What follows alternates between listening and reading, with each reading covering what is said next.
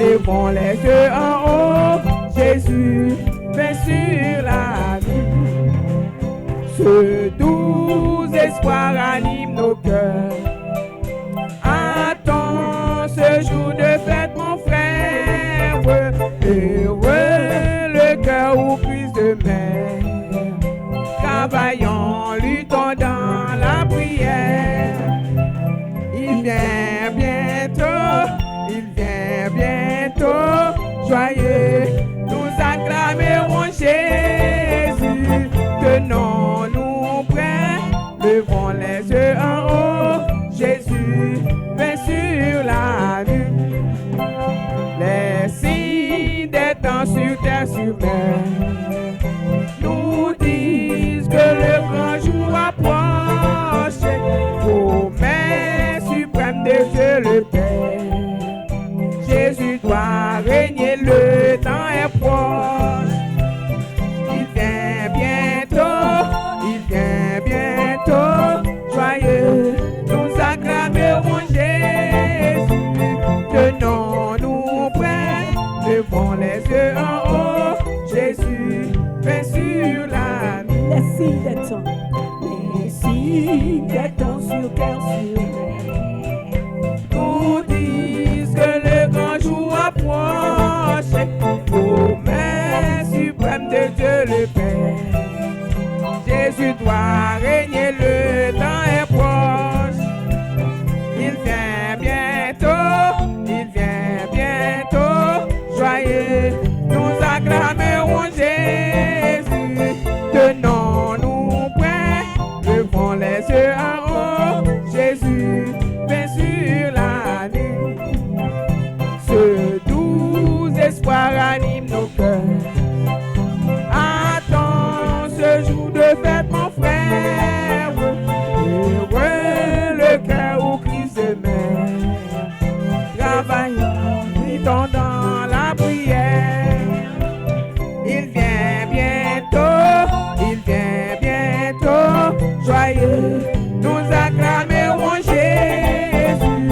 Tenons-nous prêts, levons les yeux en haut, Jésus vient sur la nuit. Jésus vient sur la nuit. Jésus vient sur la nuit. Jésus vient sur la nuit. Jésus vient sur la nuit. Jésus vient sur la nuit. Jésus vient sur la nuit. Jésus vient sur la nuit. Jésus vient sur la nuit.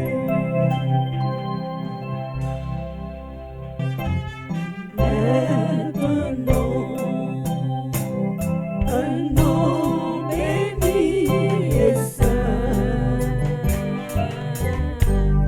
un nom divin, que nul n'implore en vain.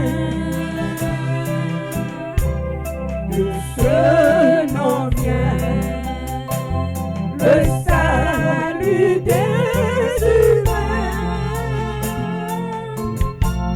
Le nom de Jésus, précieux Jésus, glorieux nom, glorieux nom, glorieux nom, glorieux nom, le nom de Jésus,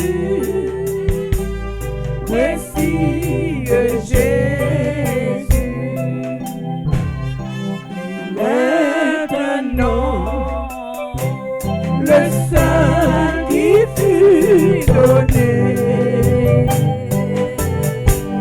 non par lequel je puis être sauvé. De tous les noms, c'est le plus élevé. Le nom de Jésus, précieux Jésus, glorieux nom, glorieux nom, glorieux nom, le nom de Jésus,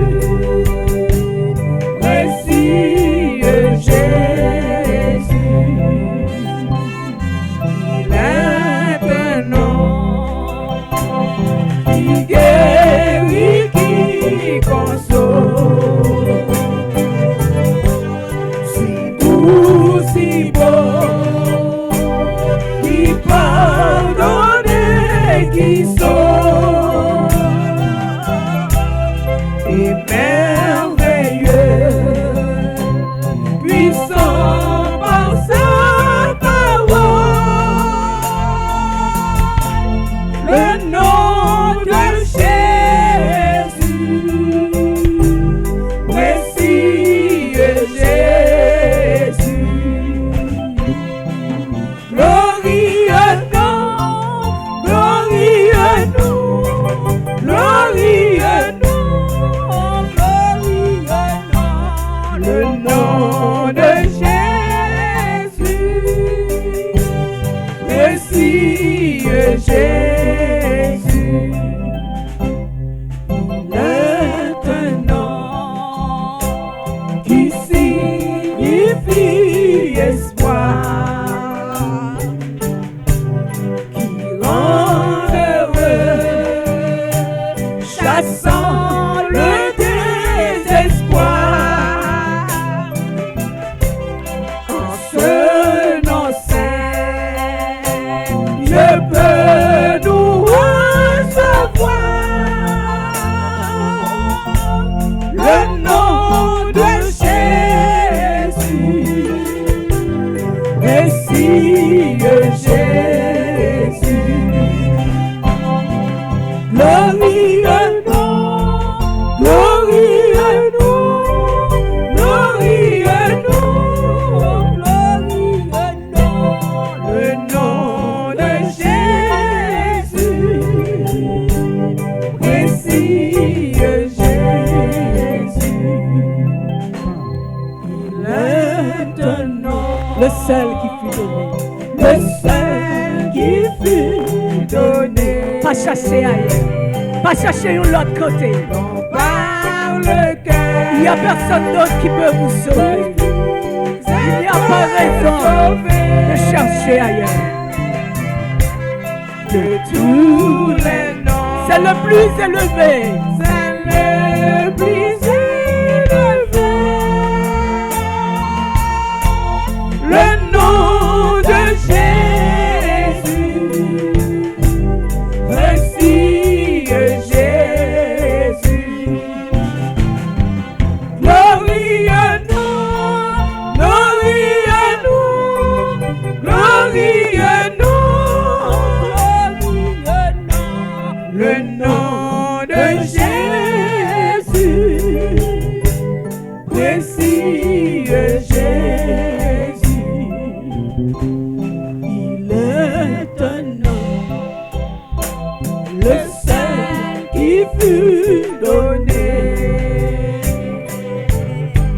Non, par lequel je puis être sauvé. De tous les noms, c'est le plus élevé. Jésus, Jésus, le nom de Jésus, précieux Jésus, glorieux nom, glorieux nom, glorieux nom, glorieux nom, le nom de Jésus, précieux Jésus, Jésus, Jésus, glorieux nom, glorieux nom, glorieux nom, glorieux nom, le nom de Jésus, précieux Jésus, glorieux nom, glorieux nom, glorieux nom, glorieux nom, glorieux nom, le nom de Jésus, précieux Jésus, merveilleux nom, merveilleux nom, merveilleux nom, merveilleux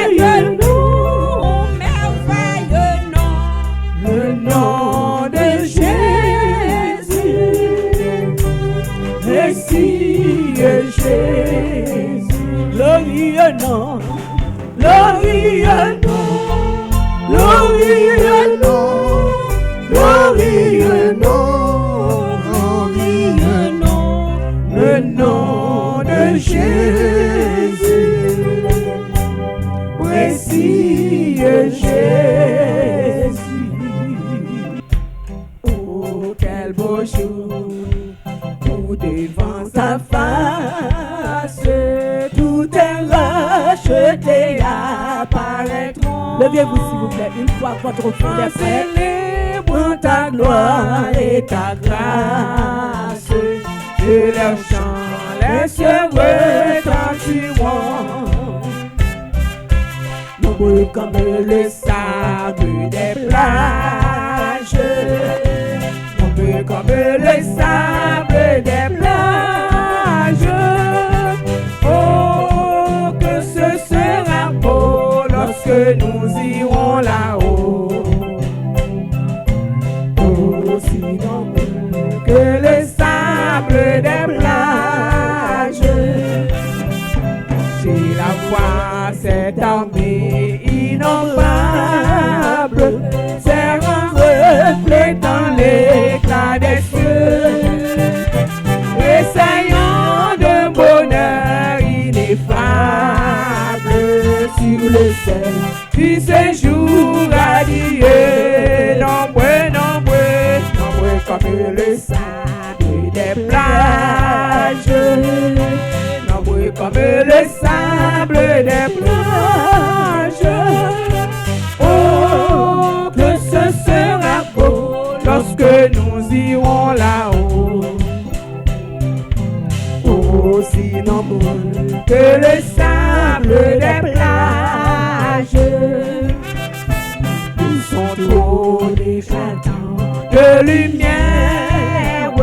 J'entends la douce voix du Seigneur.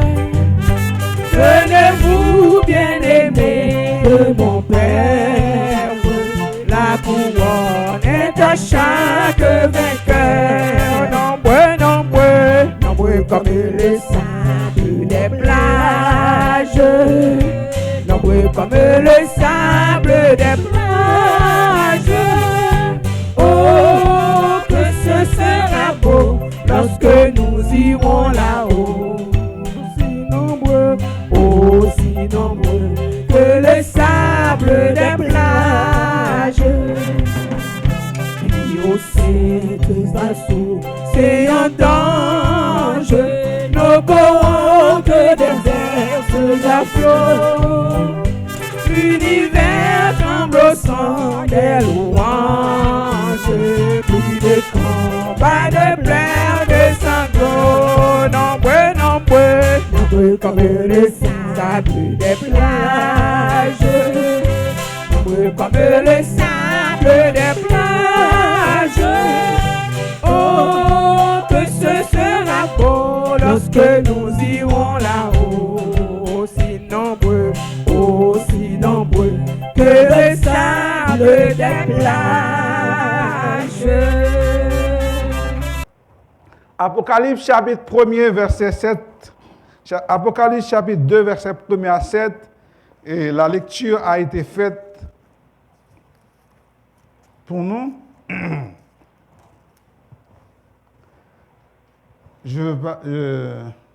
Laisse-moi lire le verset 5. Souviens-toi d'où tu es tombé, répands-toi et pratique tes premières œuvres. Sinon, je viendrai à toi et j'ôterai ton chandelier de sa place, à moins que tu ne te repentes. Retourner à ce qui est bon est une bonne chose. C'est pas vrai? Retourner à ce qui est bon est une bonne chose. Ce n'est pas du déjà vu, mais c'est réparer une rupture ou réparer la rupture. Je ne vous demande pas de retourner à une rupture sentimentale. C'est vrai? Mais je vous demande ce matin de retourner à Dieu. Nous comprenons très bien que le péché nous a séparés de Dieu. Dieu nous appelle sans cesse à retourner à lui-même.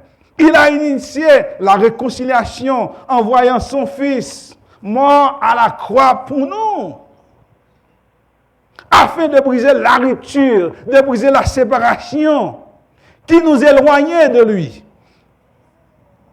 Dans Luc chapitre 15, le père de l'enfant prodige l'attendait et courait pour recevoir son fils qui revenait à la maison. Notre Dieu est un Dieu, est le Dieu de réconciliation. Notre Dieu est le Dieu de la réconciliation.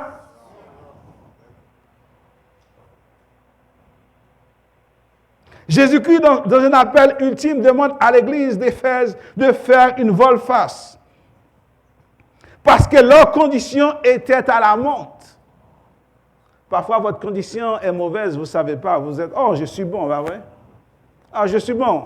Je n'ai rien à changer, je n'ai rien à apporter, je n'ai rien à modifier dans la façon de vivre.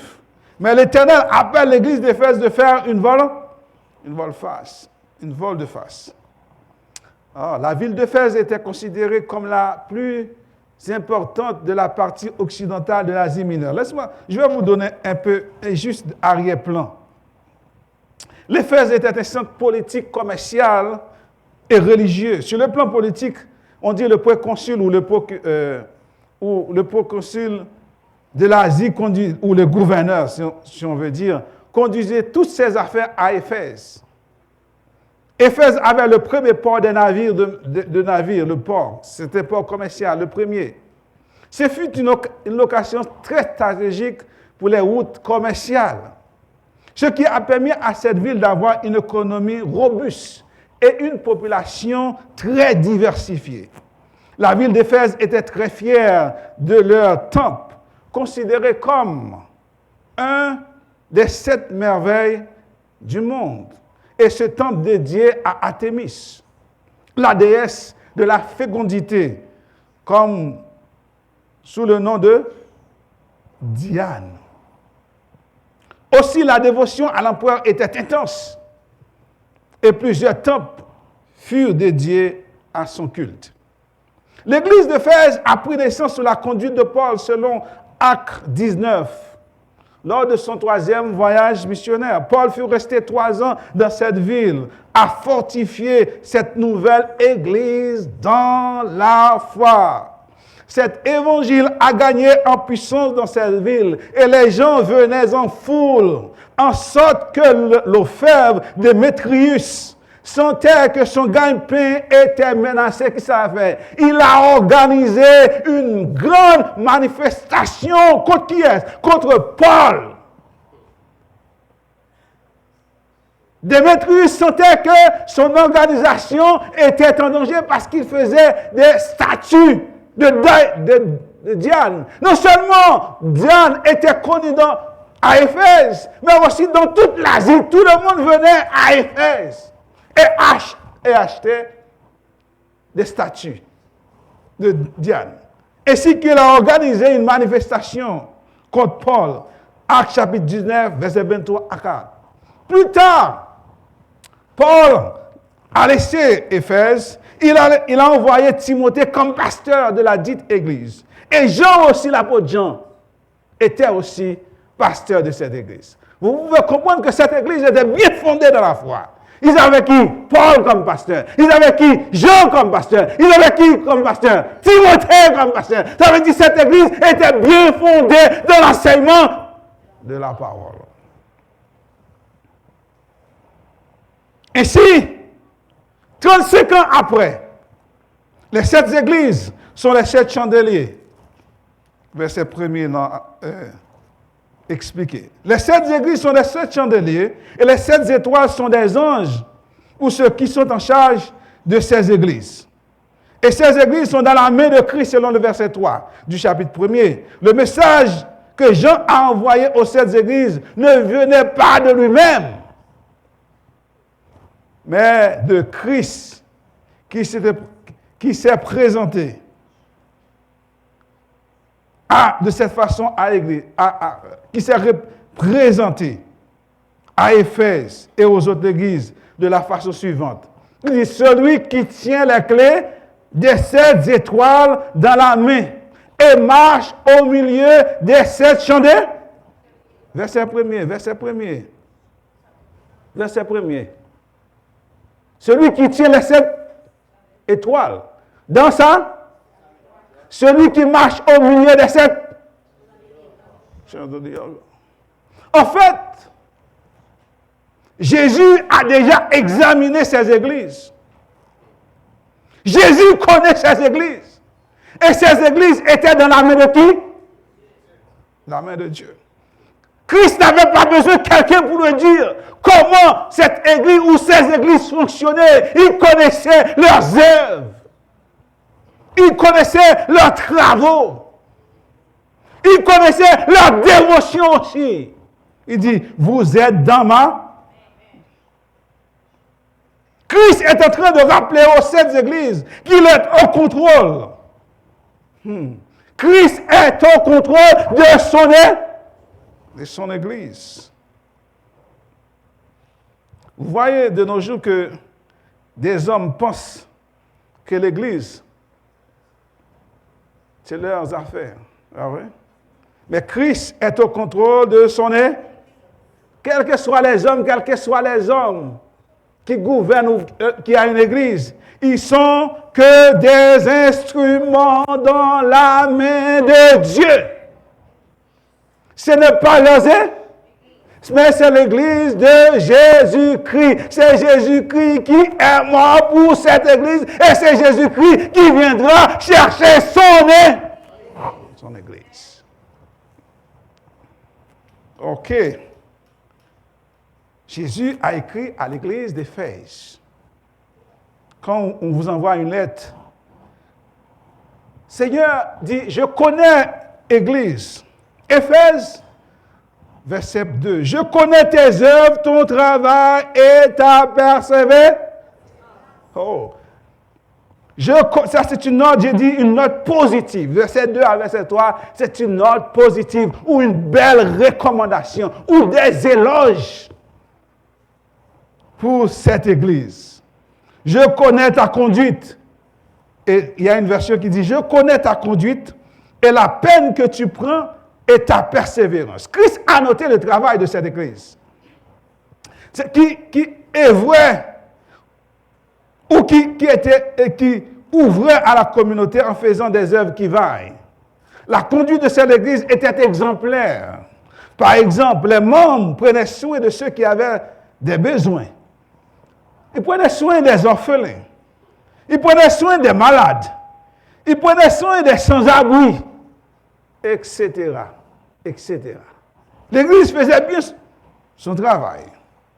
Cette église travaillait dur jusqu'à l'épuisement. En anglais, on dit hard work.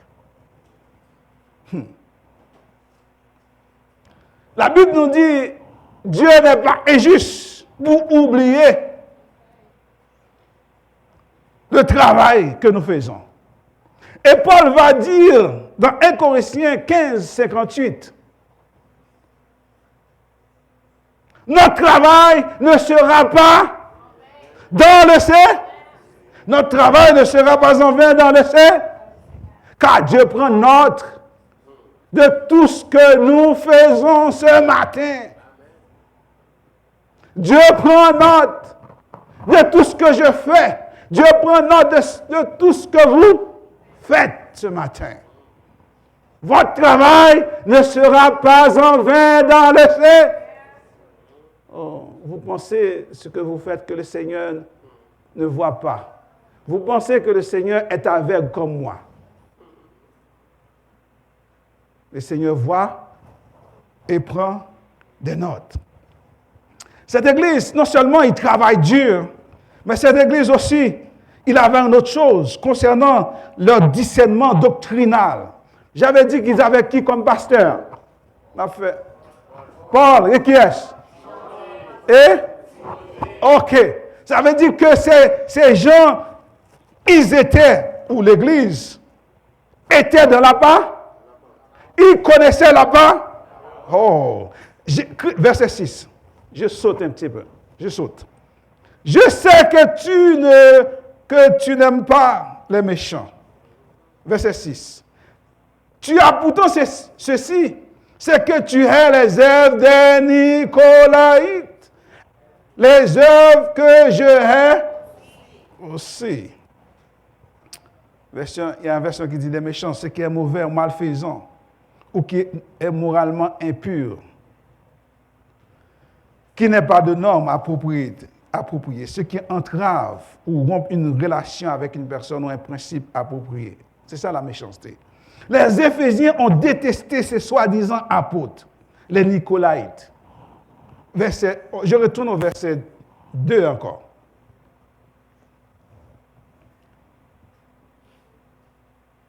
Verset 1er. Verset 2. Et que tu as éprouvé ceux qui se disent apôtres et qui ne le sont pas, mais que tu les as trouvés menteurs. Les Éphésiens testaient les soi-disant apôtres. Ça veut dire, il y a une autre version qui dit, tu as mis à l'épreuve ceux qui se prétendent apôtres et qui ne le sont pas. Tu as décelé qu'ils mentaient. Je comprends que les Éphésiens ont dû utiliser la parole ou les enseignements reçus des apôtres Paul, Jean et Timothée pour déceler ces faux apôtres. Non seulement cela, les Éphésiens n'aimaient pas les œuvres des Nicolaïtes, que nous trouvons aussi dans la lettre envoyée à l'église de Pergame du même chapitre au verset 15. Je ne vais pas le lire. Les Nicolaïtes s'adonnaient à la pratique de l'idolâtrie, l'immoralité sexuelle et combinent leur adoration de Dieu avec le culte païen dans le temple. Il n'y a rien certain concernant ce groupe car les chrétiens du IIe siècle ou du IIIe siècle les reliant à un groupe de disciples errants de Nicolas d'Antioche que nous trouvons dans Actes chapitre 2 verset 5. Il y a une autre possibilité qui dit les Nicolaïtes avaient un code pour ceux qui aiment. Bon, on dit les Nicolaïtes, c'était des gens, on pensait qui aiment dominer les autres. Selon 2 Corinthiens chapitre 1er verset 24. Non, rôle n'est pas de dominer sur votre foi, Paul dit, mais de collaborer à votre joie, car vous tenez ferme dans la foi. Il y a un autre verset, qui 1 Pierre, chapitre 1er, verset 3. Je vais le laisser. Mais vous connaissez dans 3 Jean, chapitre 1er, verset 10, il y avait un homme qui s'appelait Diotrephe. Oh, il n'y a pas beaucoup d'étudiants. Diotrephe. Jean a écrit à Gaius. Diotrephe, c'est celui qui aimait, qui voulait être passé en avant, qui voulait être dominé. À un moment, les gens, des missionnaires sont venus à l'église. Diotrephe a refusé que les gens de l'église acceptent ces missionnaires. Non seulement il excommuniait tout le monde qui ont accepté ces missionnaires. C'est ça l'attitude de Diotrephe ou des Nicolaïtes. Troisième recommandation, première recommandation, l'église travaille fort. Troisième recommandation, l'église a un bon discernement doctrinal. Il connaissait la parole. Troisième recommandation, l'église avait une persévérance. Les Éphésiens ont dû faire des énormes les Éphésiens ont dû faire face à des énormes défis, des situations difficiles. Leur vie était en danger, non parce qu'ils étaient imprudents, mais parce qu'ils refusaient d'adorer la déesse Diane ou d'adorer l'image de l'empereur. Cela nous rappelle les cas des 3 jeunes Hébreux dans le livre de Daniel.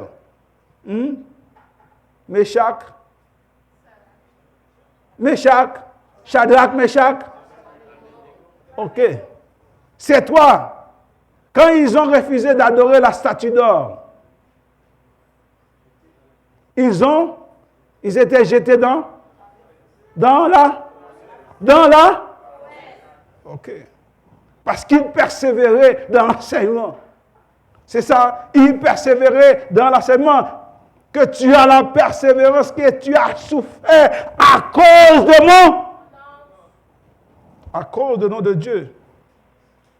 On les a jetés dans la foule. À cause de Dieu, ces gens d'Éphèse, les gens d'Éphèse étaient détestables, calomniés, boycottés et abusés. Et en dépit de tout, ils ont gardé la foi en Jésus. Ils ont gardé la foi en Jésus. Je vais vous épargner ça. Je vais vous épargner cette illustration concernant les Juifs en 1930, quand Hitler a pris le pouvoir en Berlin. On dit que c'était une communauté prospère. Mais ils ont été pourchassés, détruits. Les Éphésiens ont peut-être subi des violences physiques, l'ostracisme ou sinon social ou sinon le rejet social et une répression économique. Personne ne voulait faire affaire avec eux parce qu'ils étaient des chrétiens. Cependant, ils ont tout support. Pourquoi? Parce que Christ a dit, tu as de la persévérance. Non seulement de la persévérance, ils ont persévéré, malgré les problèmes, malgré les difficultés, malgré les souffrances physiques. Christ dit, tu as souffert à cause de mon nom. Et que tu ne t'es point lassé, fatigué. Quelle démonstration, quelle recommandation, c'est pas vrai? L'Église a reçu 10 sur 10, c'est pas vrai? Non? Ok. À la vue de ces 3 recommandations, nous pouvons comprendre que l'Église était bonne. Que l'Église était une bonne Église. Je fais exprès. Mais Jésus n'était pas content. Jésus n'était pas content.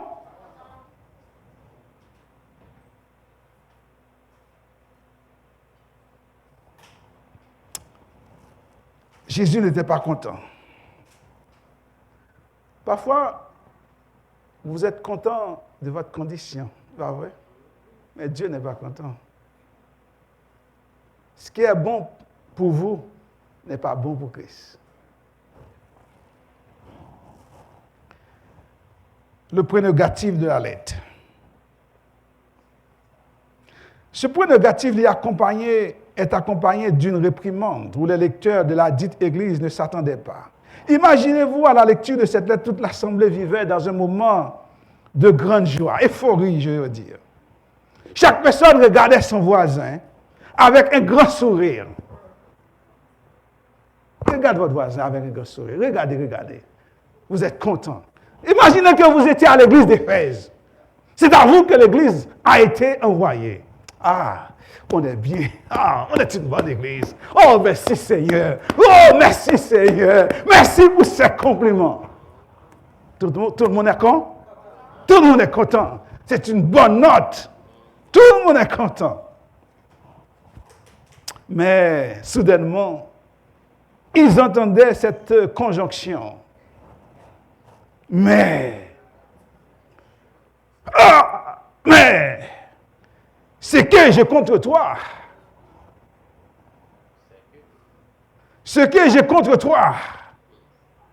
je n'étais pas dans l'assistance, mais je crois que l'atmosphère devient glaciale.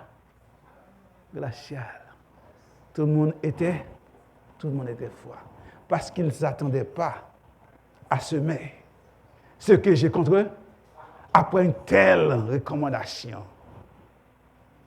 Premier, ce que l'Éternel a dit. L'Église a abandonné son premier acte. Il dit, l'Église, vous avez abandonné votre premier acte. Dans le chapitre 1er du livre des Éphésiens, nous l'avons vu. Il y avait quelque chose qui faisait l'amour de Paul dans le verset 15.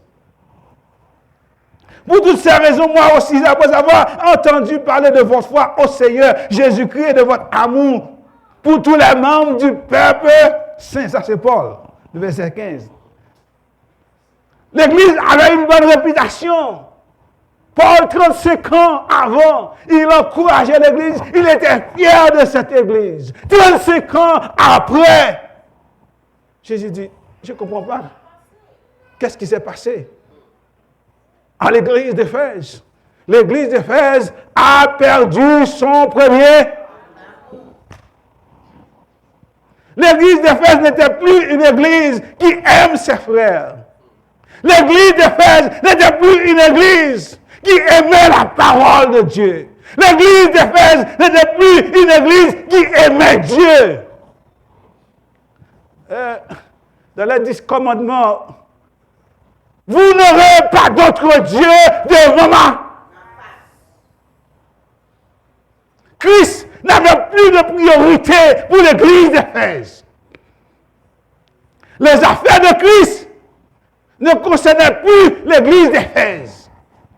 L'Éphèse avait une autre priorité. Oh. Ce matin, j'ai d'autres priorités que servir Dieu, vrai? J'ai d'autres priorités que de servir Dieu. Avoir plus d'argent, c'est normal d'avoir plus d'argent. Mais quand avoir plus d'argent devient priorité, devient avant Dieu, il y a un problème. Vous avez perdu votre premier amour. Quand vous avez perdu votre premier amour pour Christ, vous avez un problème. Je m'avance. C'est pas grave, même que je...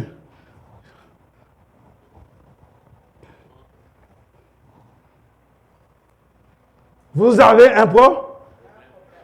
L'église d'Éphèse a un problème profond. Nous avons un problème profond ce matin. Négligez la parole de Dieu. Négligez Christ. Vous pouvez avoir une bonne doctrine. Mais si vous n'avez pas l'amour de Christ, si Christ n'est pas avant tout et n'a pas la priorité dans nos affaires, cela ne sert de rien. L'amour, va vrai? 1 Corinthiens chapitre 1, va vrai? L'amour. Christ doit être prioritaire dans tout ce que nous faisons. Puis Jésus dit, oh, Éphésiens, vous avez oublié votre premier amour. Christ, Dieu, Jésus-Christ nous aime. Il n'a pas laissé l'Église dans une phase latente. Il dit, oh, je vais vous poser quelques suggestions. Voici la piste de la correction. La correction. Il dit, l'Église, Éphèse, vous devez apporter un changement. Il dit, souviens-toi d'où tu es ton. Souviens-toi d'où tu es ton. L'Église avait abandonné ses premiers amours. Ainsi, Dieu leur demande de faire quoi? De faire un retour en arrière. Regardez où vous étiez avant. Comment vous servez Dieu. Comment Christ avait la priorité dans votre vie. La correction dit, souviens-toi d'où tu es tombé. Hey. Souviens-toi d'où tu es tombé et réponds.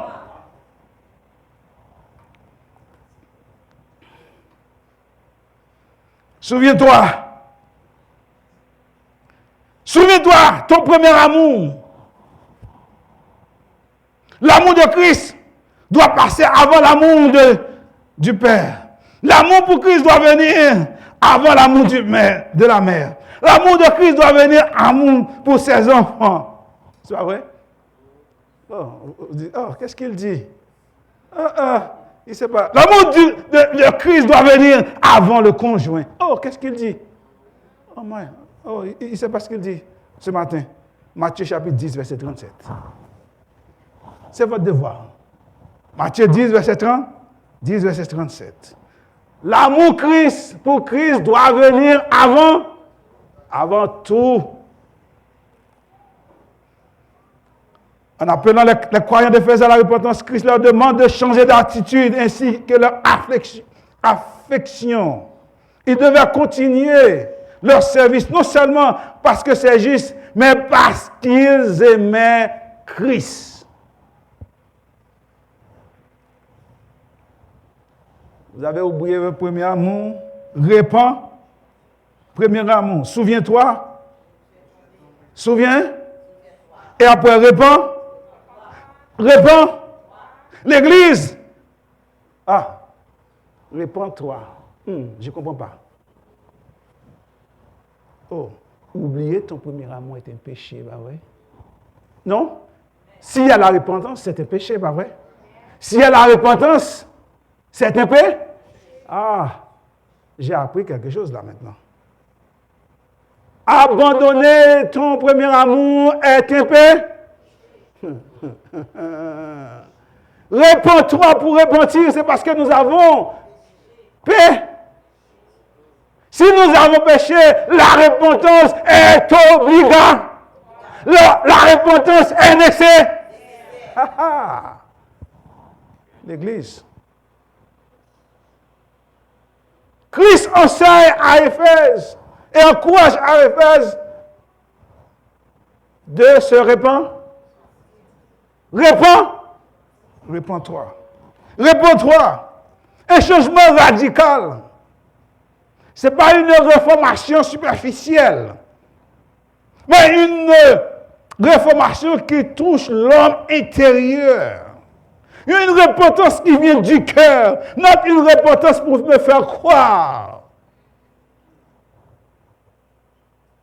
Un changement qui a des ramifications externes, que tout le monde peut voir, oui, il y a un changement. Que tout le monde peut constater qu'il y a un changement. Ah oui, il avait abandonné son premier amour. Maintenant, il y a une repentance. Il retourne à Christ. Christ a priorité dans sa vie maintenant. On peut voir ça, pas vrai? Christ a priorité dans ça. C'est ça. Je vais terminer. Il y a beaucoup de choses encore à dire. Je vais terminer ici. La promesse de Christ à l'Église. Après la recommandation, après la réprimande. Que celui qui a des oreilles, ce que l'Esprit dit, verset 7. Celui qui a des oreilles pour entendre ce matin, entende. Combien de monde qui a des oreilles? Combien de vous? Est-ce que vous avez des oreilles? J'aimerais bien que vous touchiez si vous avez des oreilles. OK. Est-ce que vous écoutez? Ça veut dire tout le monde écoute parce que les oreilles ne sont pas bouchées, pas vrai? Vous n'êtes pas sourds ce matin, pas vrai? Que celui qui a des oreilles pour entendre, entende ce que l'Esprit dit aux églises. Pas aux églises. À l'église. C'est que l'Esprit dit à CFC. Nous devons retourner à notre premier amour ce matin. Nous devons retourner à notre premier amour.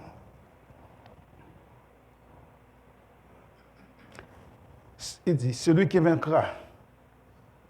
Celui qui vaincra quoi? Je vais arrêter ici. Or, il est intelligent. Celui qui veut quoi? Je vais entendre les autres étudiants ici. Celui qui veut quoi? Le péché. De quel péché? De quel péché?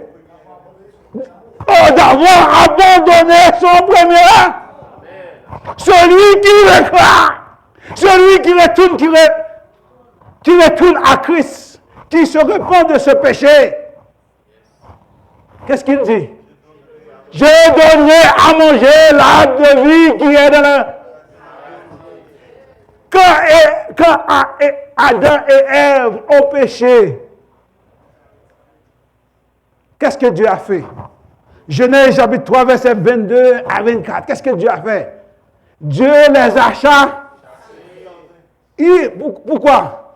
Pour qu'ils ne mangent pas l'arbre de vie et meurent et vivent éternellement avec le péché.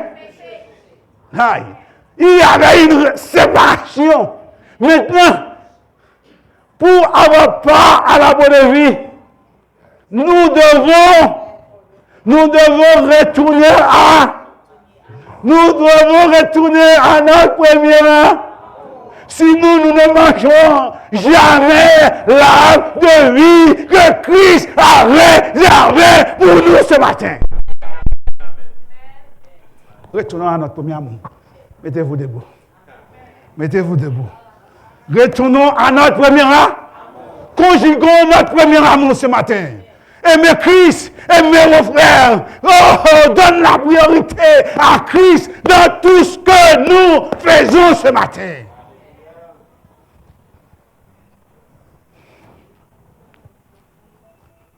Merci Seigneur. Merci Seigneur. Merci Seigneur. Merci Seigneur. Je ne vais pas chanter, frère Emmanuel. Désolé. J'ai envie de chanter, mais le temps. Ce matin, retournons à notre première. J'aimerais voir des preuves, des choses pratiques. Je ne veux pas le dire dans la bouche, mais je veux voir des preuves. Je veux voir des actions ce matin. Et dans les jours qui viennent, je veux voir des actes. Si vous avez écouté, je veux voir des actes, des actions. Seigneur, nous voici devant toi ce matin, tel que nous sommes, l'Éternel. Oh, tu nous as donné une autre chance, une autre opportunité pour revenir à toi, Seigneur éternel. Oh, nous avons péché contre toi. Oui, Seigneur, nous avons oublié notre premier amour, Seigneur. Tu n'as plus de priorité dans nos vies. Nous courons vers l'argent, nous courons vers des choses. Oh, nous courons vers le matériel. Nous courons vers des choses qui ne pourront pas nous sauver.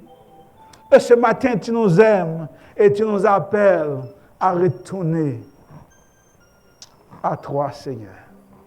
Parce que nous étions partis loin, loin de toi. Ce matin, nous te demandons ta grâce, Seigneur. Ce matin, nous te demandons ton amour éternel. Aide-nous, Seigneur. Aide-nous ce matin. Aide-nous ce matin. Aide-nous ce matin. Aide-nous ce matin. Nous comptons sur toi, éternel. Et merci pour ta parole. Seigneur, merci. Que ton nom soit béni et soit exalté.